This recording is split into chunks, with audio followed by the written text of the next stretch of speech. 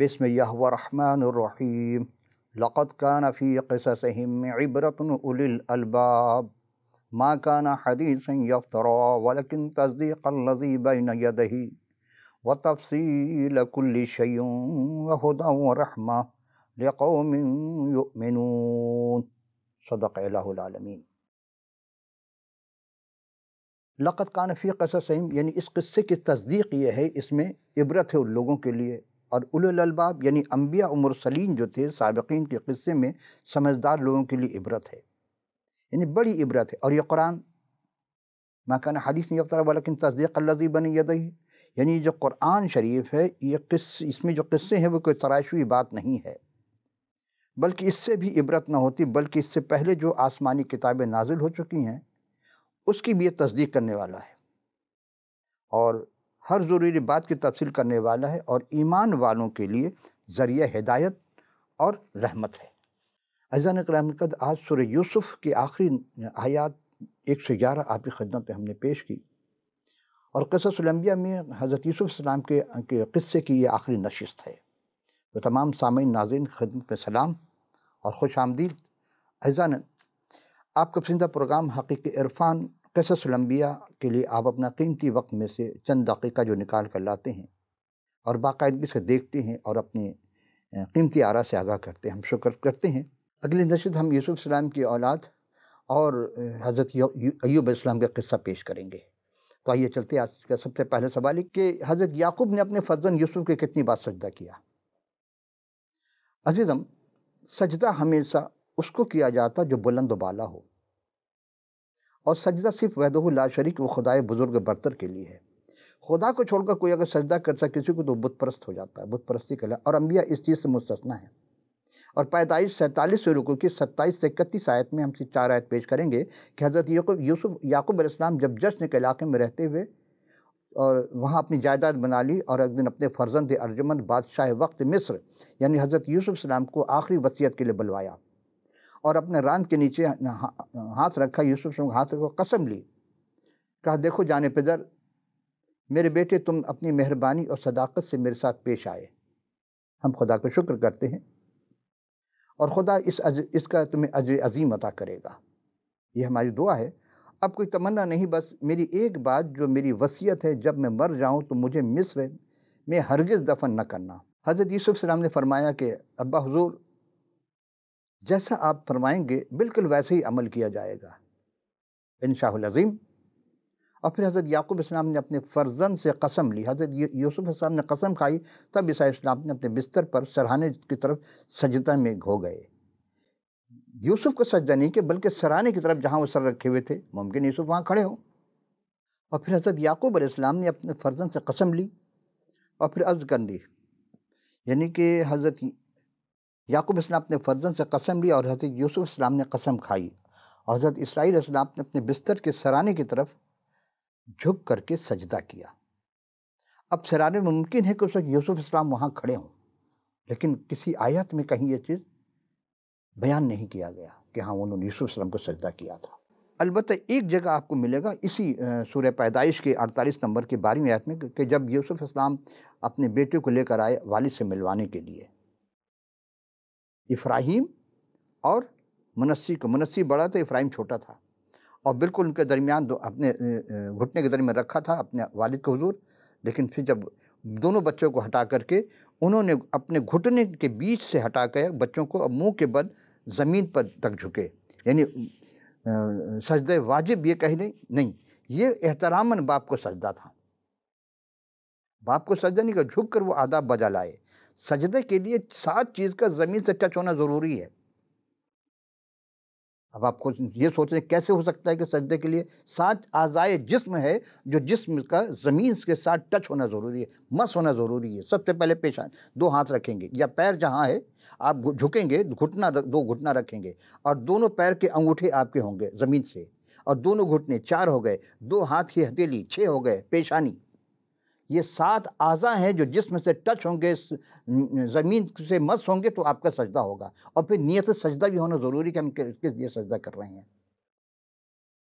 یہاں شائبہ ہے بہتان انبیاء علیہ السلام پر، کہاں سے آئی بات یہ ہمیں نہیں پتہ، بھائیوں نے ضرور سجدہ کیا، اور ایک دفعہ نہیں 3 دفعہ بلکہ کئی بار سجدہ کیا، لیکن یہ یعقوب علیہ السلام سے متعلق نہیں کہ انہوں نے بیٹے کو سجدہ کہو، کیونکہ باپ کی ایک عظمت ہے۔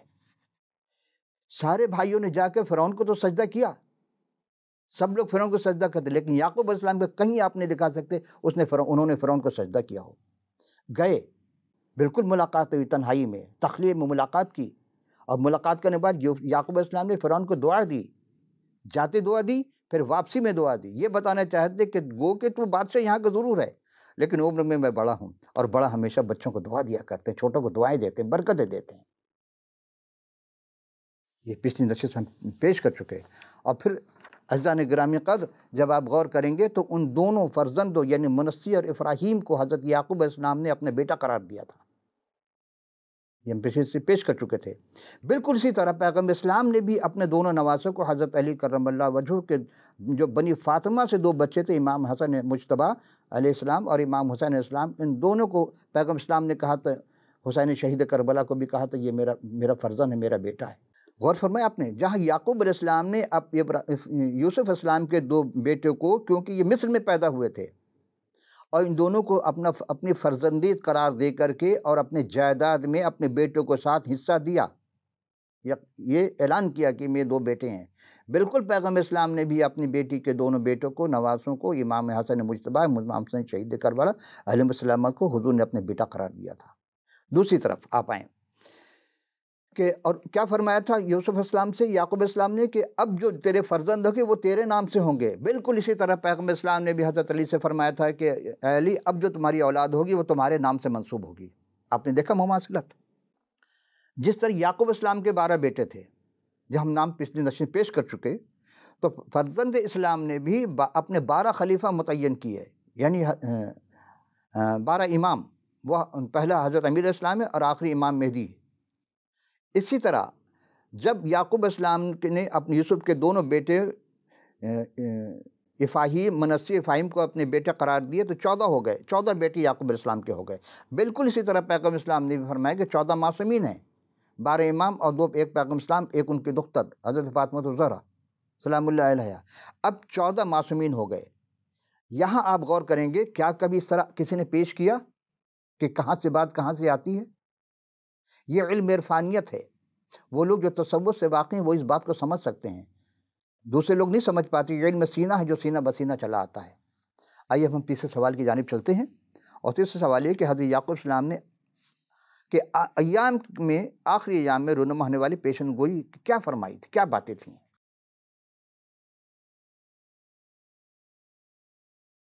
یہ بات کو جاننے کے لیے آپ اس شریعت کے پانچویں کتاب میں سے، یہ ہم پہلی کتاب سے پیش کریں، سب سے آخری کتاب جو استثناء ہے، اس کے 33ویں رکوع میں بھی پوری تفصیل سے یہی باتیں درج ہیں، لیکن تھوڑی سی اس میں اور زیادہ باتیں کی گئی ہیں۔ تو آئیے ہم چلتے ہیں 49ویں رکوع، پیدائش کی 49ویں رکوع میں 1 تا 28 آیت، لیکن میں مختصر پیش کروں گا۔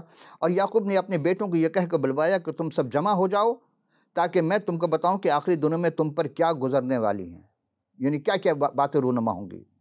پہلے انہوں نے یعقوب السلام کے سب بیٹے جب جمع ہو گئے تو انہوں نے کہا سنو، اے یعقوب کے بیٹے جمع ہو کر سنو اور اپنے باپ اسرائیل کی طرف کان لگاؤ، یعنی کہ بہت سے ایسے بیٹے تو تھے لیکن سن نہیں رہے تھے، متوجہ کہیں نہیں ہو پا رہے تھے، اسی لیے انہوں نے کہا دوبارہ کہ کان لگاؤ، کان لگا سمجھنا متوجہ ہونا۔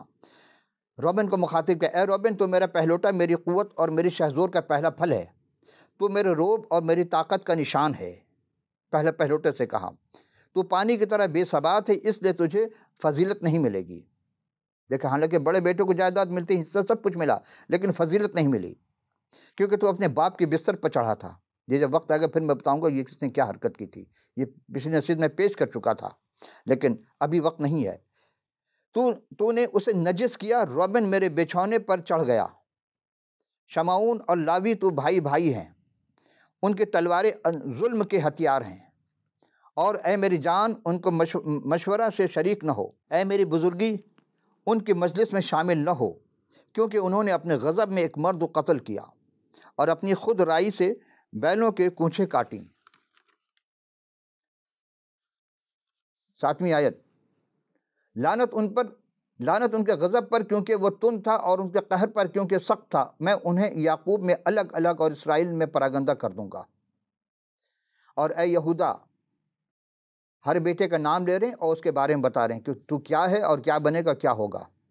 اے یہودا، تیرا بھائی تیری مدح کریں گے، تیرا ہاتھ تیرے دشمنوں کی گردن پر ہوگا، اور تیرے باپ کی اولاد تیرے آگے سرنگو ہوگی۔ یہودا شیر ببر کا بچہ ہے۔ اے میرے بیٹو، تو شکار مار کر چل دیا، وہ شیر ببر بلکہ شیرنی کی طرح دبک کر بیٹھ گیا، کون اسے چھیڑے؟ اور یہودا سے سلطنت نہیں چھوٹے گی، اور نہ اس کے نسل سے حکومت کا عصا موقوف ہوگا، جب تک شلوہ نہ آئے، اور قومیں اس کی متی ہوں گی، اور وہ اپنا جوان گدھا انگور کے درخت سے اور اپنی گدھی کا بچہ اعلیٰ درجہ کے انگور کے درخت سے باندھے گا۔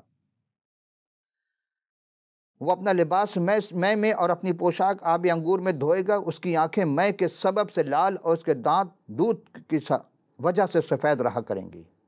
اور زبولون، یہ 5واں بیٹا تھا، زبولون سمندر کے کنارے بسے گا اور جہازوں کے لیے بندر کا کام کرے گا، یعنی بندرگاہ، اور اس کی حد سید تک پھیلے گی۔ اشکار مضبوط گدھا ہے جو بھیڑ سالوں کے درمیان بیٹھا، اس نے ایک اچھی آرام گاہ بنائی اور خوشنما زمین کو دیکھ کر اپنا کندھا بوجھ اٹھانے کو جھکایا اور بیگار میں غلام کی طرح کام کرنے لگا۔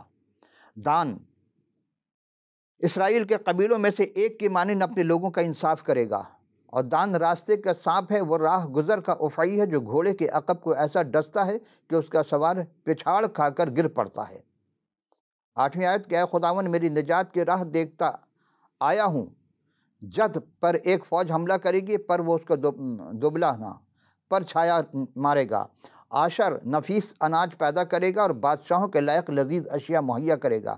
نفتالی ایسا ہے جیسے چھوٹی ہوئی ہرنی، وہ میٹھی میٹھی باتیں کرتا ہے۔ یوسف ایک پھلدار پودا ہے، ایسا پھلدار پودا جو پانی کے چشمے کے پاس لگایا ہوا ہو اور اس کی شاخیں دیوار پر پھیل گئی ہوں، اور تیر اندازوں میں اسے بہت چھیڑا اور مارا اور ستایا، لیکن اس کی کمان مضبوط رہی اور اس کے ہاتھوں اور بازوؤں نے یعقوب کے قادر کے ہاتھ سے قوت پائی۔ وہیں جو سے وہ چوپان اٹھا جو اسرائیل کے چٹان ہے۔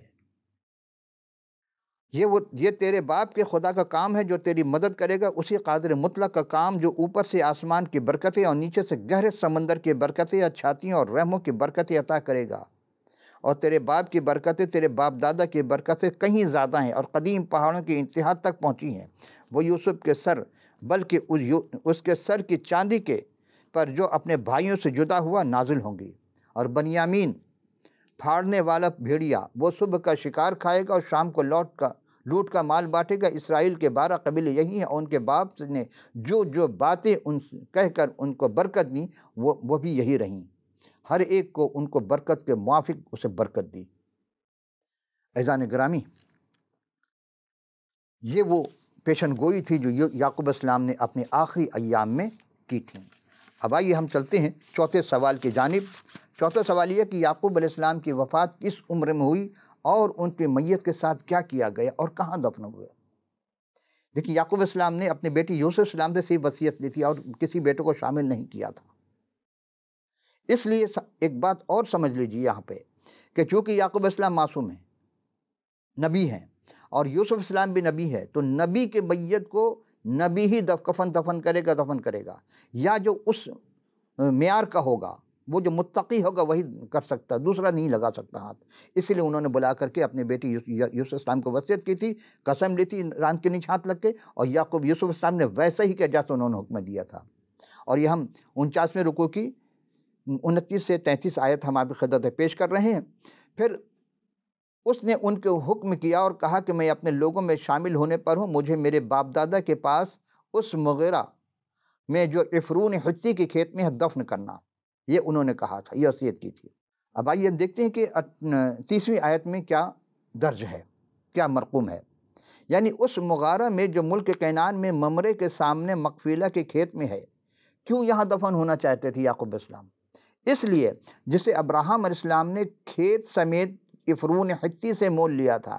آپ کی یاد ہوگا ابراہیم علیہ السلام کو جب ہم حیات طیبہ پیش کر رہے تھے تو اس میں جب ان کی زوجہ سارہ کا انتقال ہوتا ہے تو اس وقت انہوں نے 400 درہم چاندی کے خریدا تھا اسے، اور جبکہ بہت مہنگی جگہ تھی، تو وہاں انہوں نے ابراہیم علیہ السلام کی اور ان کی بیوی سارہ کو دفن کیا۔ وہیں انہوں نے حضرت اسحاق اور ان کی بیوی زوجہ ربقہ کو دفن کیا، اور وہیں میں نے بھی لیہ کو دفن کیا۔ یعنی پہلی بیوی جو تھی ان کی، جس سے 6 اولادیں ہوئی تھی اور 6 بیٹا اور 1 بیٹی، یعنی اسی کھیت میں کے مغارہ میں جو بنی حتی سے خریدا تھا۔ اور جب یعقوب علیہ السلام نے اپنے بیٹے کو وصیت کر چکے تو انہوں نے اپنے پاؤں بچھونے پر سمیٹ لیا اور دم چھوڑ دیا اور اپنے لوگوں میں جا ملے۔ انا للہ و انا الیہ راجعون۔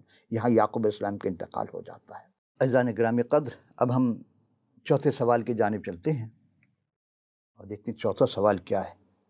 چوتھا سوال یہ ہے کہ حضرت یعقوب علیہ السلام کی وفات کے بعد حضرت یوسف علیہ السلام نے اپنے والد بزرگوار کی میت کو کیا کیا؟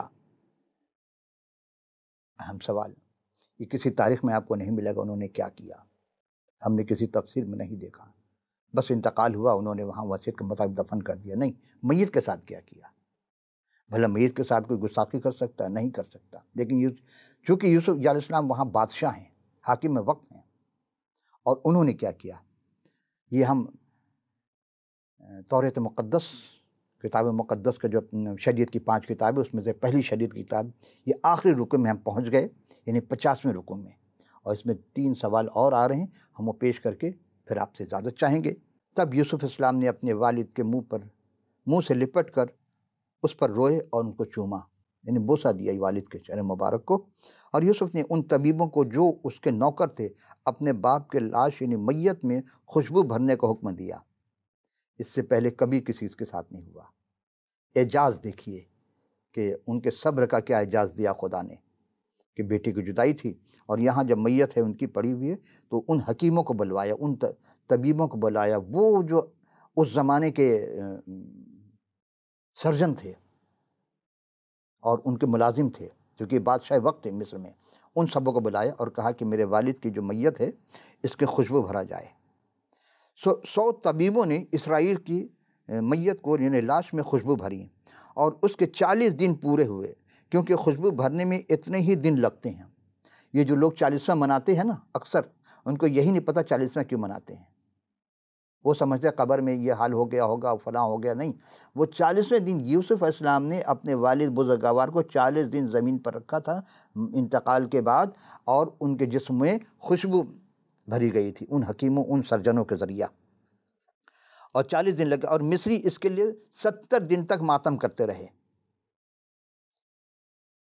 کسی نبی کے لیے اتنا ماتم نہیں ہوا جتنا یعقوب علیہ السلام کے لیے ہوا۔ جس طرح یعقوب علیہ السلام روئے تھے بیٹے کی یاد میں، اسی طرح اب ان پر ماتم ہوا، ان کے لیے ماتم کیا گیا۔ اور جب ماتم کے دن گزر گئے تو یوسف نے فرعون کے گھر کے لوگوں سے کہا کہ اگر مجھ پر تمہارے کرم کی نظر ہے تو فرعون سے ذرا عرض کر دو کہ میرے باپ نے یہ مجھ سے قسم لے کر کہا کہ میں تو مرتا ہوں تو مجھ کو میری گور میں جو میں نے ملک کنعان میں اپنے لیے کھدوائی ہے دفن کرنا، اس لیے ذرا مجھے اجازت دے کہ میں وہاں جا کر اپنے باپ کو دفن کروں، اب میں لوٹ کر آ جاؤں گا۔ یوسف السلام خود بھی کہہ سکتے تھے، پھر کیوں کہلوایا؟ اس لیے کہ یوسف السلام اپنے والد کے پاس وہاں تھے، اس زمین جشن کے جو خطہ تھا وہاں موجود تھے، اور اطلاع بھجوائی فرعون کے محل میں، اور فرعون کیونکہ یہ اب یہاں سے آگے جانے والے ہیں، وقت لگتا آنے جانے میں، اور فرعون نے کہا کہ جا اور اپنے باپ کو جیسے اس نے تجھ سے قسم لی ہے دفن کر۔ پھر یوسف السلام نے کیا کیا؟ یوسف السلام اپنے والد بزرگوار حضرت یعقوب السلام کو دفن کرنے کے چلے، اور فرعون کے سب خادم اور اس کے گھر کے مشائخ اور ملک کے مصر کے سب مشائخ، دیکھیے لفظ پہلی بار وہاں استعمال ہوا، جو لوگ سلسلہ سلاسل سے وابستہ ہیں وہ جانتے ہیں شیخ المشائخ کسے کہا جاتا ہے۔ یہ شیخ تھے، بزرگ تھے حضرت یعقوب علیہ السلام، تو سارے پھر ان کے والد کے لیے جتنے شیخ تھے، جتنے مشائخ تھے، شیخ المشائخ، وہ سب کے سب جنازے میں شریک ہوئے۔ یہ اعجاز ہے یعقوب علیہ السلام کے جنازے کا۔ اور یوسف کے گھر کے سب لوگ، اس کے بھائی، اس کے باپ کے گھر کے آدمی اس کے ساتھ گئے، وہ سب اپنے بال بچے اور بھیڑ بکریاں اور گائے بیل جشن کے علاقے میں چھوڑ کر چلے گئے، پرواہ نہیں کی کہ ہاں یہاں کیا ہوگا، سب چلے گئے، اور اس کے ساتھ رتھ اور سوار بھی گئے، ایک بڑا انبوہ ان کے ساتھ تھا۔ اب سوچے بادشاہ کے والد کا انتقال ہوا ہے، اتنا بڑا جنازہ کسی کا نہیں ہوا دنیا میں۔ لوگ دعویٰ کرتے ہیں ہاں جی فلاں کا جنازہ اتنا کروڑ تھا، اتنا لاکھ تھا، یعقوب اسلام سے بڑا کسی کا جنازہ نہیں ہوا۔ یہ آپ کے لیے شاید اچنبے کی بات ہو کہ نہیں جی ہم اس زمانے میں بھی ہوا ہے، ہوا ہوگا، لیکن اس زمانے کے اگر کاؤنٹ کریں گے، اس زمانے میں اگر شامل ہوں گے، کوئی گاڑی گھوڑا نہیں تھا اتنا، لوگ پیدل سفر کر کے گئے تھے جنازے کو لے کر کے، اور وہ عتد کے کھلیان پر جو یردن کے پار ہے پہنچے، اور وہاں انہوں نے بلند اور دلسوز آواز سے نوحہ کیا۔ یہ جو نوحہ جو لوگ کرتے ہیں، اور یوسف نے اپنے باپ کے لیے 7 دن تک ماتم کرایا۔ یہ ماتم داری یہاں سے شروع ہوتی ہے یا پہلے بھی کبھی ہوئی تھی؟ آج تک لوگ ماتم کر رہے ہیں، لیکن یعقوب علیہ السلام جیسا ماتم نہیں ہوا۔ اب آئیے، اور اس ملک کے باشندوں یعنی کنانیوں نے عتد میں کھلیان پر اس طرح کا ماتم دیکھا تو کہنے لگے مصریوں کا یہ بڑا دردناک ماتم ہے۔ سو وہ جگہ ایبل مصریم کہلائی، اور وہ یردن کے پار ہے۔ اور حضرت یعقوب اسلام کے بیٹوں نے ویسا ہی کیا جیسا حضرت یعقوب اسلام نے انہیں حکم دیا تھا، ان کے کہا تھا، کیونکہ انہوں نے ملک کینان میں لے جا کر ممرے کے سامنے مقفیلہ کے کھیت کے مغارے میں، جسے حضرت ابراہیم علیہ السلام نے افرین حتی سے خرید کر گورستان کے لیے اپنی ملکیت بنا لیا تھا، وہیں دفن کیا۔ اور یوسف السلام اپنے باپ کو دفن کر کے اپنے بھائیوں اور ان کے ساتھ جو ان کے باپ کے دفن کرنے کے لیے اس کے ساتھ گئے تھے، مصر کو واپس لوٹ آئے۔ اعزائے گرامی، اب ہم دامن وقت میں بہت ہی کم گنجائش ہے، لیکن 2 سوال میرے پاس ہے کہ حضرت یوسف السلام کے اپنے والد کے انتقال کے بعد اپنے بھائیوں سے دشمنی کا بدلہ لیا یا کیا کیا؟ آئیے دیکھتے ہیں۔ یہ بھی اسی آخر رکوع میں ہے، اور 15 تا ہم 21 آیت 6 آیت پیش کریں گے۔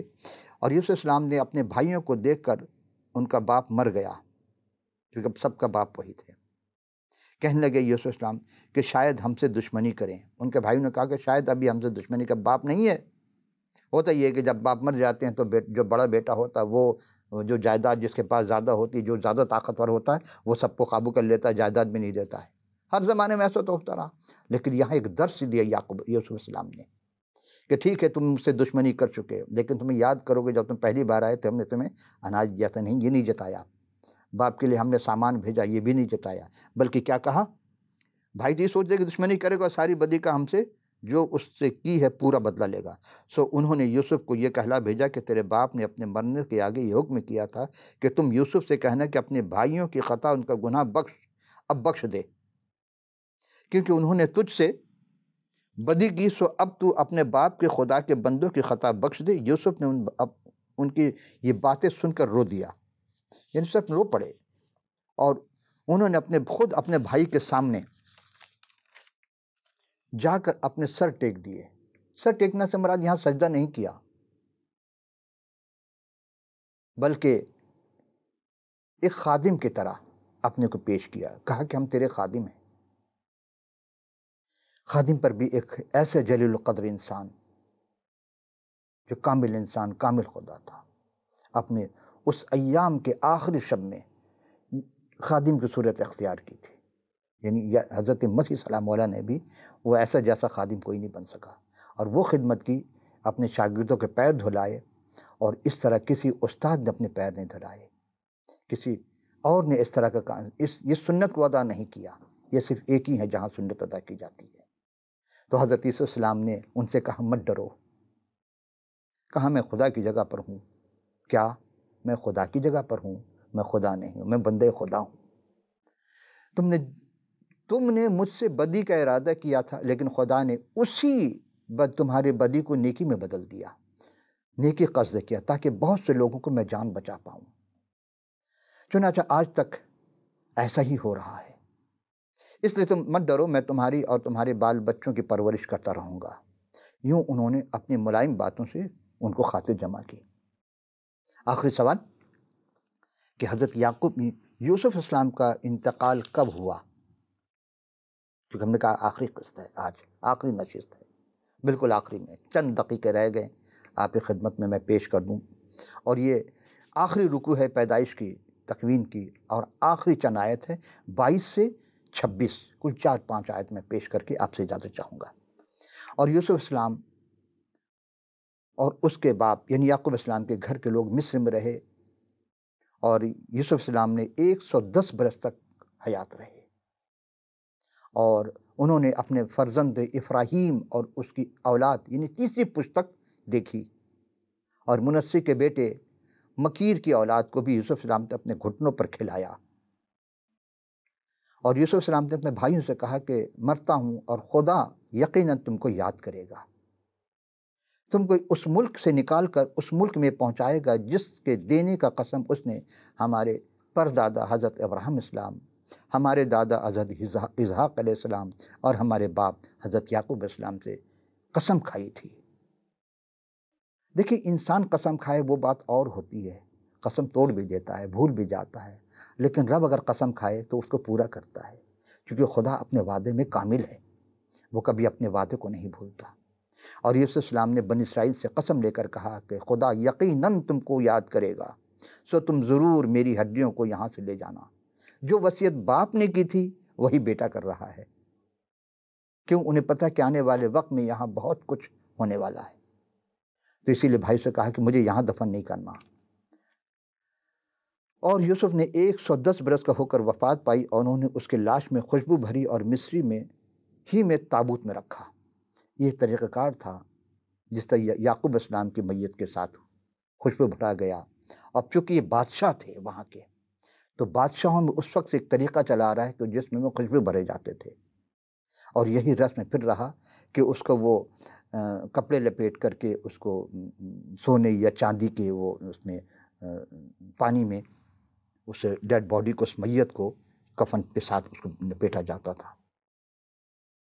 عزیزان گرامی قدر، اب دامن وقت میں گنجائش نہ رہی، لیکن ہم اس مقام پر پہنچ گئے کہ آج ہم پہلی کتاب جو توریت مقدس کا پہلا سورہ التکوین، اس کے ہم اختتام پذیر کر چکے۔ آئندہ نشست میں ہم جب آئیں گے تو خروج کے بارے میں پڑھیں گے، خروج کیا ہے۔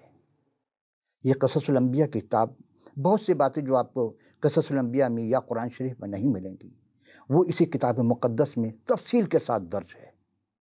میری سمجھ یہ بات نہیں آئی کہ آج تک ہمارے علماء کیوں اسے پڑھنے سے منع کرتے، کیوں کہتے ہیں کہ اس کی تبدیل کر دی گئی، بدل دی گئی، تحریف کر دی گئی۔ لیکن جب تک میں نے اس کا مطالعہ نہیں کیا تھا میں بھی یہی سمجھتا رہا، لیکن جب مطالعہ کیا تو پتہ چلا کہ کتاب بدلی نہیں ہے، کتاب انسان کو بدل دیتی ہے۔ کتاب وہی ہے جو آپ کی حیت کو بدل دے، آپ کے جسم کو روح میں سے مماثل کر دے۔ عزیزان گرامی قدر، اگر آپ کے پاس کتاب مقدس نہیں ہے تو اب ہمیں لکھ بھیجیے، پورا پتہ بھیجیے، تاکہ ہم فی سبیل اللہ آپ کی خدمت میں کتاب مقدس ارسال کر سکیں۔ اور ہمیں امید ہے کہ آپ پروگرام کے آخر میں جو اسکرین پر آپ کو فون نمبر یا واٹس ایپ یا ای میل ایڈریس جو بھی دکھائے جائیں گے، جو بھی آپ کے اویلیبل ہو، آپ ہمیں اپنی قیمتی آراء سے ضرور آگاہ کیجیے گا۔ تو ہم دوسری نشست کے لیے آئندہ نشست میں جب حاضر ہوں گے، اس وقت کے لیے اجازت۔ خدا حافظ ناظر۔ رب العالمین آپ سب کو اپنے جزائے خیر اور برکت سے اور موذی امراض سے، وبائی امراض سے محفوظ رکھے، آمین یا رب العالمین۔